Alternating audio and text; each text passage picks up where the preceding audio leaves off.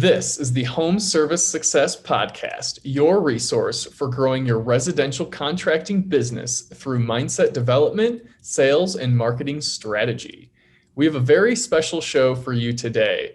We all know there are a ton of books and resources for personal development, but what about couples in business together? Our guests today are coaches for married business partners, and they're married business partners themselves. They have written an awesome book together called When Your Business Partner is Your Spouse: How to Have a Successful Business and a Happy Marriage. They provide group, one-on-one, and event-based coaching platforms. And their background experiences consist of certified behavioral consulting, sales and business coaching, entrepreneurship, and ownership of multiple home service businesses. And in fact, coaching within the home service industry is their specialty. So I think we're going to get a kick out of what they have to say. So allow me to introduce Justin and Kristen Deese. What's up, you two? Hey, what's going on? How's it going? Thanks for joining us. So you guys have been we were just talking before we started recording, you guys are both really serial entrepreneurs, especially you, Justin. So give us a little bit of background about like how you worked your way into the home service industry, and then we'll get into like how you worked your way into coaching specifically for couples within this industry. Okay, so I'll try to keep. Yeah. So really it started, I don't know, 20 something years ago. I really didn't know what I wanted to do with my life. And I kind of figured out I wasn't really a good employee. Like I just wasn't that guy. And I knew that whatever my skill sets were, I didn't know how to find a job doing it because I loved doing sales, but I wasn't real good at leadership. Playing sports growing up, leadership to me was like do push-ups or run laps. And a lot of yelling involved. Apparently that's an HR thing if you try to get employees to do that. So it started, we were living in Atlanta, and I had this brilliant idea that we were going to start installing appliances. And so I came home with this big announcement of, guess what? We're going to start putting in appliances. And I think my first question was, do you know how to install a dishwasher? To that, I was like, experience installing appliances. That's a valid question. I mean, there's a longer story that goes to it, but it kind of shifted gears really quickly to that. I thought, well, I have an opportunity. And by the way, I just signed a contract. So it's good. As we go, again, this is before YouTube, so I couldn't just get online and figure it out. And so I went and I was like, you need a new dishwasher, right? So I went and bought a dishwasher, came home, put it in. I think it's 4 or 5 hours. Mm-hmm. Later, it was installed, and she was like, they're going to pay you how much? For reference, it should take 30 minutes to install a dishwasher. The guys we have now, yeah, they're 30 minutes in and out. And so I figured out really quick that in order to do this, I could not be a technician. So it was kind of a blessing. There was a rough couple of years of getting started that I was trying to be the technician and the business owner because I didn't know there was a difference between the two. And eventually I figured out that busy was not profitable. That was a hard lesson to learn, but busy was not profitable. And once I started understanding business a little bit more, once we started understanding business a little bit more, we finally started to dig out of that hole a little bit. Then we grew it to 8 locations in 6 states. And we had all the sales coming in, and we finally were like, cool, we're making all this money, but where's our money? The sales are there, but the net profit was not there. Right. We were stuck on this, the things a lot of people are stuck on, that big number. Yep. Like, oh, look at all this money coming in, knowing it was going out just as fast as it was coming in. And at that point, our kids were still young, and I was on that 80, 100 hour just burnout mode. Mm-hmm. And we finally said, you know what? We're going to scale back. We're going to get really good at this one thing in our backyard. And then if we can't figure it out, we'll just go do something else. Luckily we got coaching, and we had an amazing coach that really helped us understand business as a whole. And then I think started buying more businesses. The old habit kicked back in of serial entrepreneur. You're like, okay, this one's running well.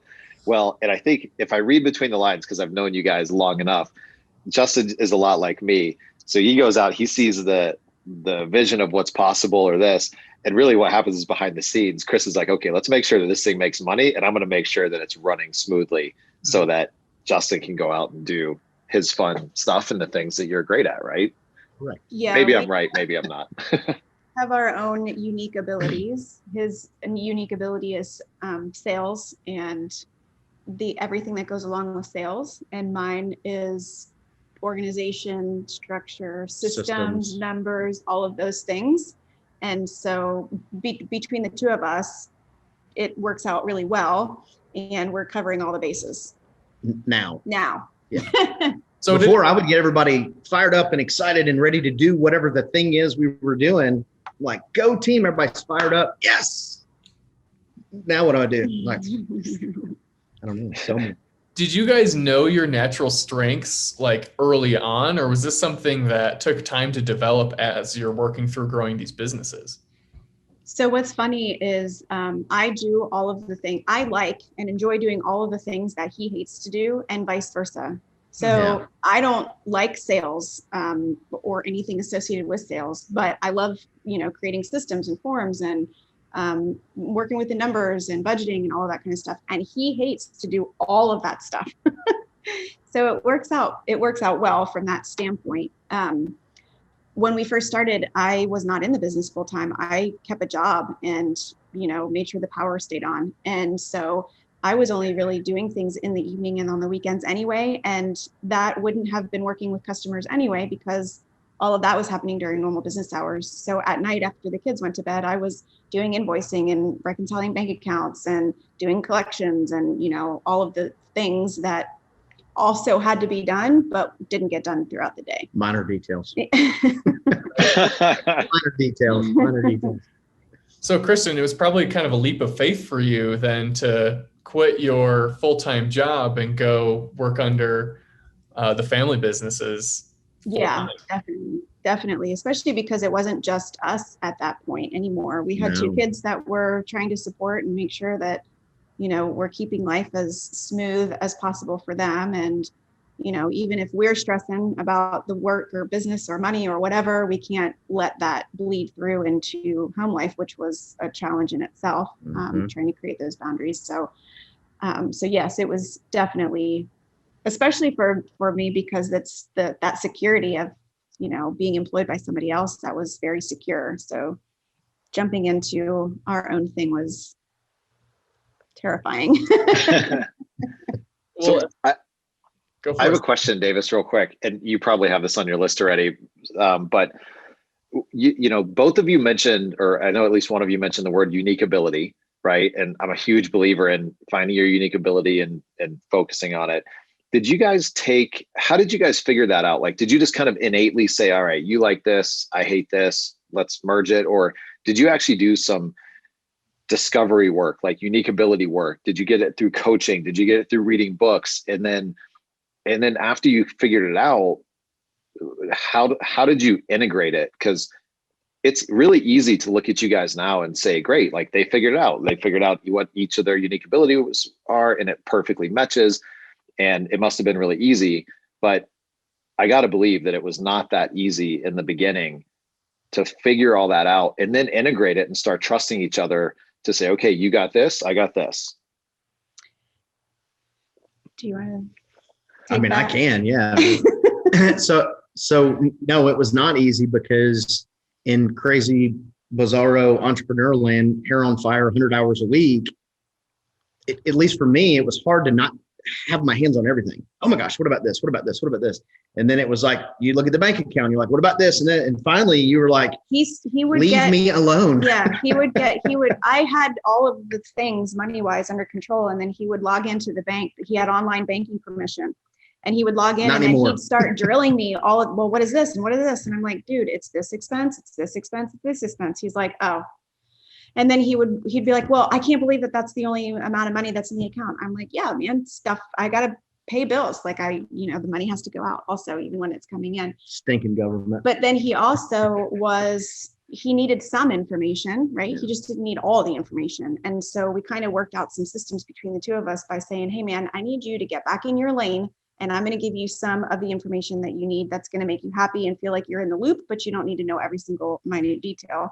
And then same with me, like if we were adding employees, or if he was, about to bring on a new contract or a new revenue source or whatever, he gave me a little bit of information to keep me subdued, but not so much that I felt like I had to take possession of the project. So I think the easy answer to all of that is we got real clear on our lanes early in the game, which I think was an advantage to us, earlier than I think some people do. And that's a blessing that we did that. And then once we figured out, okay, here's your lane, it was easy for us to kind of be like, okay, well, here's your guardrail. Mm-hmm. So it's not a 2-lane street. There's a guardrail. So you stay on your side of the guardrail, and I'll stay over here. And then when we need information, we'll pass it back and forth. And I think the key to that too is while we were trying to figure out where the boundaries and where the lanes were, we were very respectful with each other when somebody stepped out of line. And there's a lot of times we see couples who haven't figured out how to communicate with their business partner or spouse in a way that says, hey, I feel like you're stepping over and into my lane, in a way that's respectful enough that you can have an actual conversation. A lot of times one person feels like they're on the defensive, or, it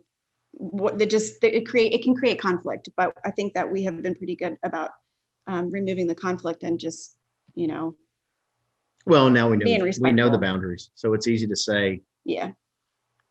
I think it's like disc tests and stuff like that. I think it's the same kind of level of communication that people, when they do that, it's easy for them to say, hey, your whatever letter is showing. Yeah. And it becomes an easy way to tell somebody to back up off of you, but in a polite, respectful way.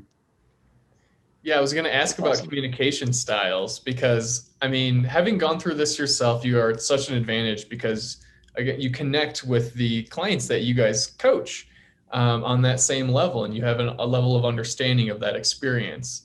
But I'm betting every couple is different in their dynamic, both from a business standpoint and their interpersonal standpoint. So how do you guys balance that personal side of their relationship with the business side, and kind of have to work through those things? And I imagine that's kind of your expertise, is the ability to go in between those two zones. How you do one thing is how you do everything. So how you run a business with your spouse is how you're married to your spouse. And so even if we don't know everything that goes on in their personal relationship, we can usually tell how it goes in their personal relationship based on how they run their business together. And so we're not in the business to be marriage counselors. So we really just have to. Although it is kind of it's like you said. Yeah. Everything. Really, we start out with working on making sure that they're both on the same, point of view in terms of vision, like what they want their business to look like. And then we help them define their roles individually if they haven't already done that. And those two steps right off the bat at the very beginning help solve a lot of problems that they've been having over the last few years. And then once we can get those two things done, then we can kind of go through and say, all right, well, now what's the next problem that we want to solve? Yeah. Because I think vision is tough, because, it's hard as one individual to have a vision and follow that vision. It's really difficult to have two. And then if it's a couple that aren't doing a very good job of communicating, then you can bet whatever the vision is not rowing in the same direction. Mm-hmm. So it's that is a huge step in order to just get started, is figure out where you want to go, where you want to go and why. That makes life so much easier when you have that. Even if you're not working with your spouse, just being a business owner, you've got to have a vision of where you're going. Otherwise, it's really hard to make decisions, because Justin, you and I are a lot alike in our kind of who we are as entrepreneurs, the ADD type, let's go, there's opportunity everywhere. And it's easy for us to get sidetracked, right? Like if you don't have a vision, it's hard to run things up against something to say, yes, let's do this, or no, that doesn't fit in the vision. And even when there's opportunity everywhere, it's easy, at least for me, to forget, okay, wait, hold on. What's the vision of this business? Like, even though there's millions of opportunities, this is where this company is going, and we chose that, and let's stick with it. So it's really cool that you guys do that, especially for spouses to get on the same page. It just makes life easier. Yeah. Vision is an incredible accountability tool for yourself. And I think a lot of times people when we first started writing our vision, I was getting hung up on the feely part of it. Like that was hard to create. Yeah. It was like, but once we kind of started getting the vision dialed in, it was easier to make those decisions. So when opportunities came up, you go, does that move me in that same direction? Or do I need to shift directions? Well, now you have an accountability. Oh, okay. Well, you know what? This is the way we want to go. So now we have to sit down and intentionally together change what the vision looks like. Mm-hmm. And we didn't do that at the very beginning, but again, as time goes on, I think we just get better and better. Now, do you guys have a shared vision, or is this something that you actually like write down and it's very kind of formulated in a explicit way? There's a formula to the visions that we create for our own businesses and that we take clients through. So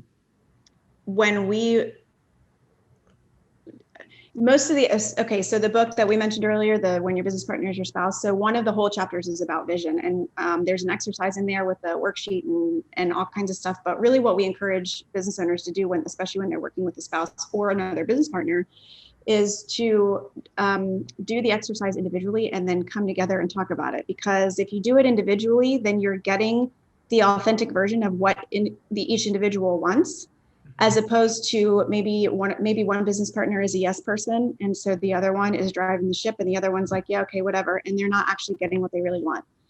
And so if we do the exercises individually and then come together and talk about the results, then there's more of a chance that everybody will actually get to voice what it is that they want. And it doesn't mean that they're going to get what they want, but at least it's been said. Yeah. So there's no compromises up front, and then you put them together and you're like, okay, how do these fit together? You kind of, each side might have to sacrifice one little bit of their particular vision, but it all flows together. And one of the other persons might have just an amazing, incredible idea that the other person never would have thought of. And if they didn't speak up, then it never would have known, Yeah. Now, my other question kind of following up on that would be that, works, I think, especially if you're early in your business or early in your partnership. But what about people that have been working together for 20 years? And, you kind of go in, there's already somewhat of a vision, or there's a clear direction that business is headed. Like, what do you do then? We still review the vision. Yeah. Same thing. Still go over it, still review it, still ask questions, still make sure that it's the direction they want to go. Like if they created that vision 15 years ago and they haven't touched it since, is that still where they want to go? Mm-hmm. If they've been in business that long, they might be ready to start looking at what exit strategy looks like. So do we need to incorporate what an exit strategy looks like into their vision over the next 3 to 5 years? So yeah, we always start at vision, even if they already have one. If they already have one, we might spend a couple minutes. You go faster. Yeah, it's already there, you might go through it faster. If it's not, you spend some more time on it. I love it. What's one of my favorite things, like vision and why and purpose are some of my favorite. So I have a question. Have you ever run across spouses that are both the same personality type, like both, kind of visionary entrepreneur, or both more like operator, numbers, systems, processes? So in our industry, as you guys know, typically you have the guy who's the technician, and then the wife who is the admin, the organizational person. Like that's probably 85, maybe 90%. Every now and again, you will see it flipped. Normally, when it's the same personality, it's two separate businesses. Yeah. Normally, when you have two visionaries, normally it's two different businesses. And very rarely do you see two individuals who are the numbers, systems, introverted type running a business. It happens, but just really not very often. Very few. Yeah. Okay. I'm always curious about that because my wife and I both own businesses, and we're very similar.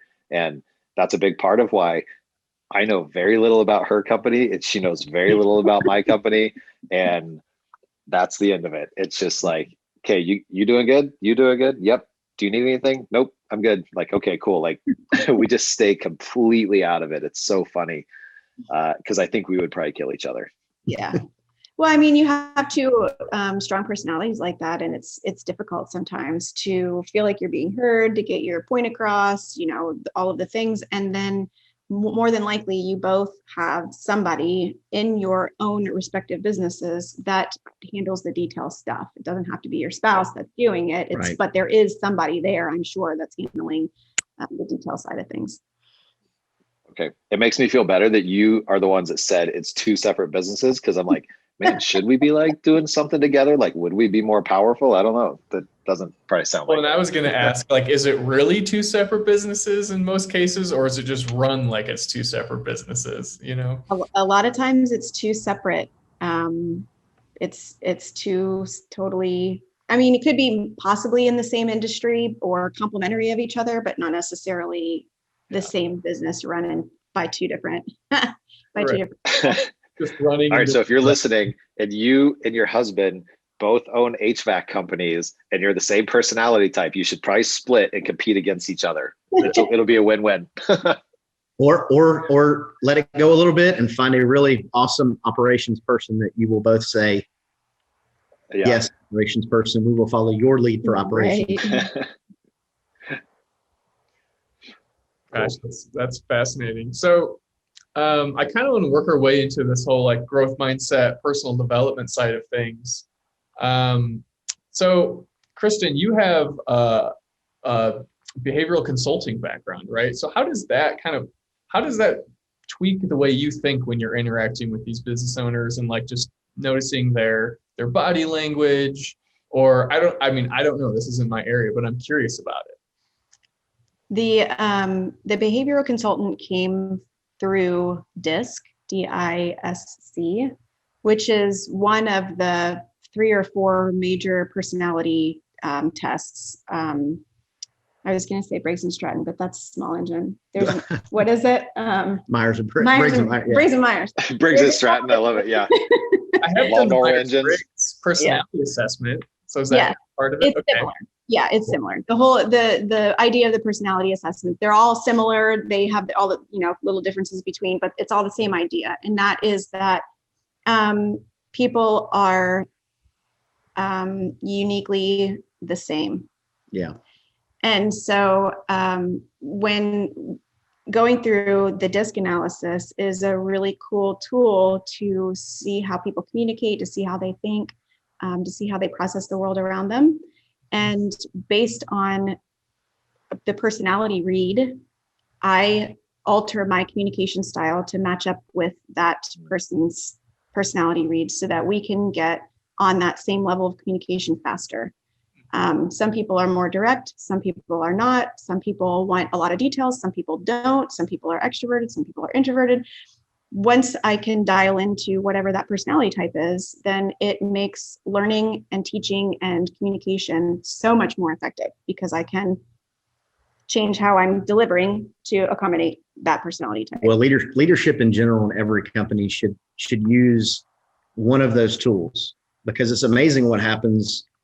Hiring, recruiting, retention, like all of that stuff changes if you understand the personality, right? So if someone is like me, they probably shouldn't be in the accounting department. And then someone that has the personality of detail oriented, gets bogged down by the detail, that kind of person, you don't want them in your sales department. Mm-hmm. So it's really cool when you start doing this. So yes, from a coaching perspective, it's such an amazing tool, but for long-term, from a leadership perspective, and when you get how someone likes to be communicated with, they listen. Mm-hmm. So you think about like what's that show? The Orange County Choppers. Oh, they're all screaming at each other. Like, how much fun would it be to like really let them take one of those and say, oh, you know what? You're a giant D. You're a giant D. You mean the letter D from the test, right? Yeah. Correct. Exactly. Correct. That's good. The behavioral Go ahead.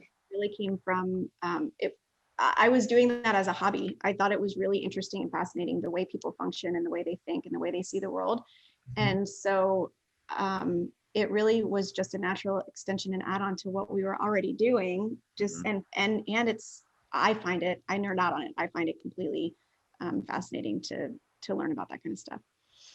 Yeah, I'm with you there. I think it's such an important thing that you guys are touching on, because when you look back at the way companies used to run, even like in the 80s, right? The 70s, the 80s, the big corporations, it was, here's the round hole. You better be a round peg to fit in it. And that's the end of the story.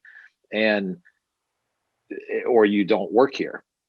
And so think about how many efficiencies that they did not take advantage of that we're starting to learn about. And I don't know about you guys, but in the home service industry, it tends to sometimes lag a little bit behind in mindset, because sometimes it's like 3 generations and it's like, well, my grandfather taught my father this way and my father taught me this way. And so this is the way we're going to do it. And I kind of see it happen to where, there's a lot of talk about millennials and, I hate to group in one group, but we get the mindset that we're working on.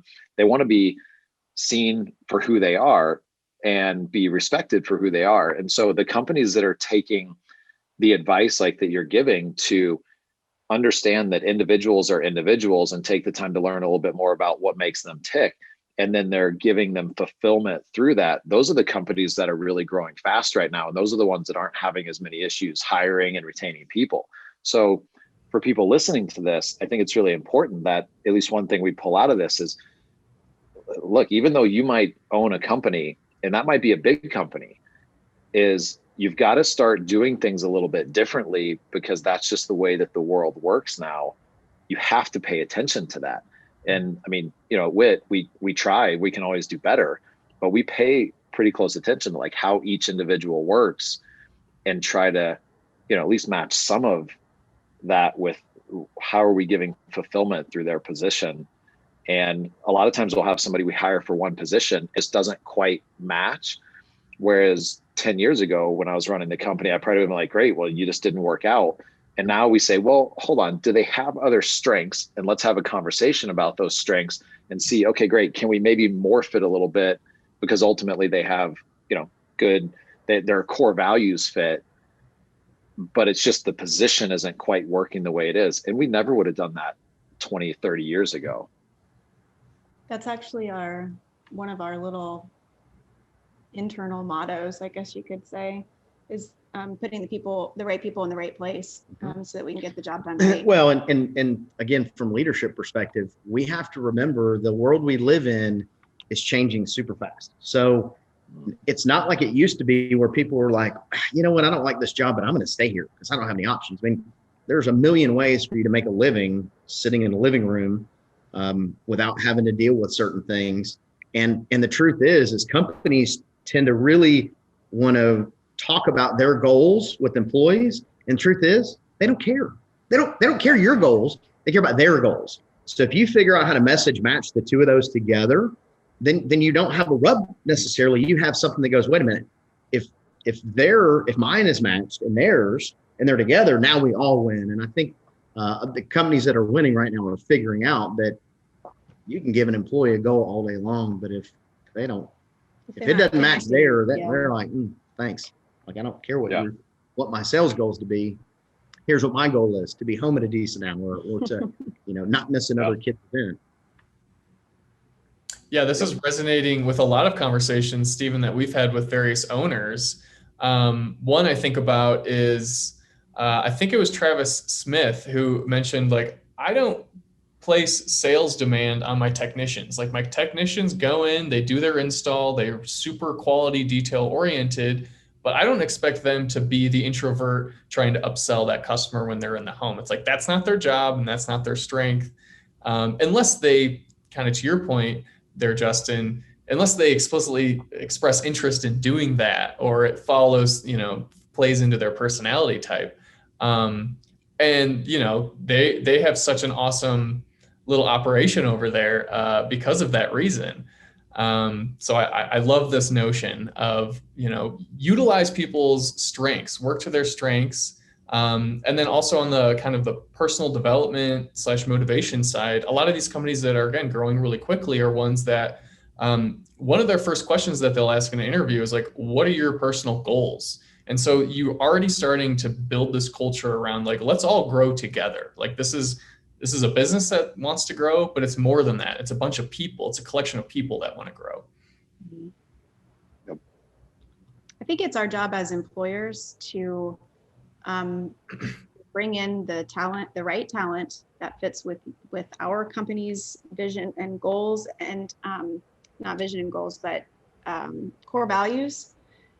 And then it's our responsibility as an employer to do what we can to make them better, to help them grow personally and professionally, so that when they do leave us, they're leaving a better person, they're leaving a better employee, they're leaving with more experience and more education, regardless of and it's okay if they go start a competing business. Yeah. Don't get hung up on right. that.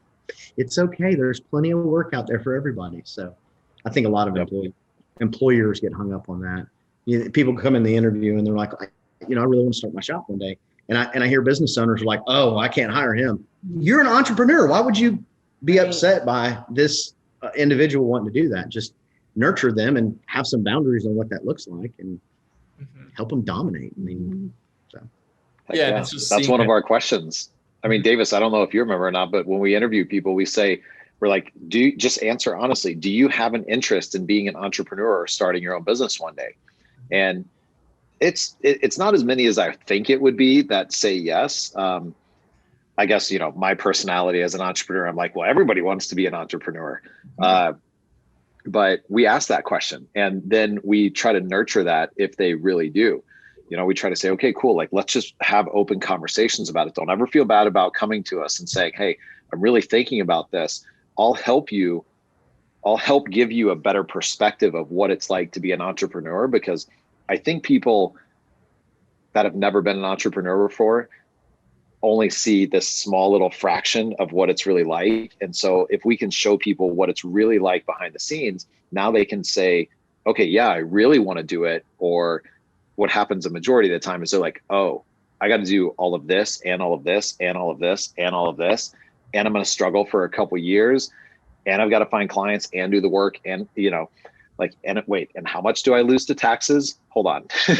Like when we start showing that picture, they're like, actually, never mind. I don't, because I don't know what the stat is. There's some sort of a stat, like 89% of entrepreneurs would have made more money and worked less hours and been happier if they had not started their own business and just worked for somebody else at the age of retirement. It's a really high number. I think it's somewhere in the 80s. But a lot of people are caught up in this delusion that, oh, I could do it I could do my position better without my boss, so I can run a business. Running a business is for crazy people. Like we're gluttons for weird punishment. And we're just really terrible employees.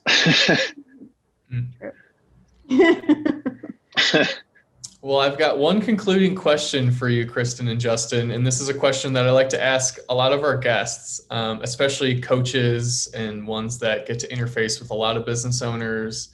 And that is, what is your advice for managing uncertainty? That's a good question. That is a good question. Adapt or die, I think, is the first thing that comes to mind. And I think this last year proves that beyond a shadow of a doubt. Uncertainty to me is the same as change, and change is always happening, whether we want it to or not. So we just need to accept it and figure out however it is that we're going to manage the anticipation of the change. Whether, if it stresses us out, we need to figure out how to manage that. If it excites us, we need to figure out how to manage that. And there isn't much you can do about it. You adapt or die. Yeah. So typically people in general hate change, right? And uncertainty is just that. It's change, and it's uncertain change, and it's not knowing. I think the biggest challenge people need to do is communicate, over communicate, get in front of your team. Here's what's happening. Here's what's not happening. Here's what I'm certain of. Here's what I'm uncertain of. Because really, if you do that and you get in front of them and give them the opportunity to ask the questions or whatever it is they need to do, it's better than them using their imagination. employees never use their imagination, and it's good ever. Like they're not going, oh, you know what? Everything's going to be perfect. It's going to be so amazing. And everybody's getting a raise. It's always doom and gloom.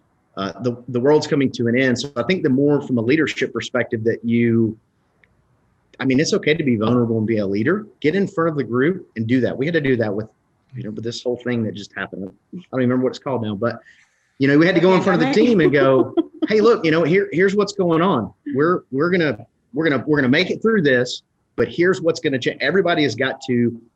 I need 10% more. 15% more. Whatever it is, be open and honest with your team, and don't just let them assume, because then it just gets bad. Look at you guys finishing each other's sentences. How cute. Well, that's awesome. That is perfect advice. So I want to thank you guys both for joining us here. We might have a couple recaps before we close, but before we get to that, I want to point our audience to businessspouse.com. And again, check out Kristen and Justin's book, When Your Business Partner is Your Spouse. Oh, look at that. That's not us. Are you guys on Twitter or Facebook, or is there a good place where if people just want to kind of check you guys out or message you, that they can do so? We're both on Facebook individually, and we've got a business spouse community group that we invite business spouses to join and have conversations about their different experiences with working with their spouse. Usually Facebook's the easiest way to get a hold of us. We don't hide. We're easy to find. Awesome. Well, you guys are a wealth of knowledge, and we seriously appreciate you guys joining us and sharing a little slice of that knowledge with us today. Stephen, I just have maybe one or two recaps here. And I love, Justin, your first point about busy is not profitable. So it's kind of that early entrepreneur mindset that you had about like hustle, hustle, hustle. But then you realized hustle is not necessarily a thing to chase. It's more of what is balance, what is happiness. And then you found a way through the numbers and through scaling your business to ultimately chase, what made you happy and made you fulfilled. And, the profit kind of followed. And Kristen, I love how you two both worked together to find that balance, and you had some natural strengths that you were aware of and you worked to, but also, describing your guys' story of working through those and talking with different couples and going through the personality test to really define your strengths and create those lanes. So super helpful. And Stephen, I'll let you chime in if you have anything to add. Awesome, man. Yeah, I had on my takeaways, I had the same: busy is not profitable. And then also knowing your lane, taking the time to figure out where your lane is. And then like Justin and Kristen did, kind of put up that divider and then be extremely respectful of that divider.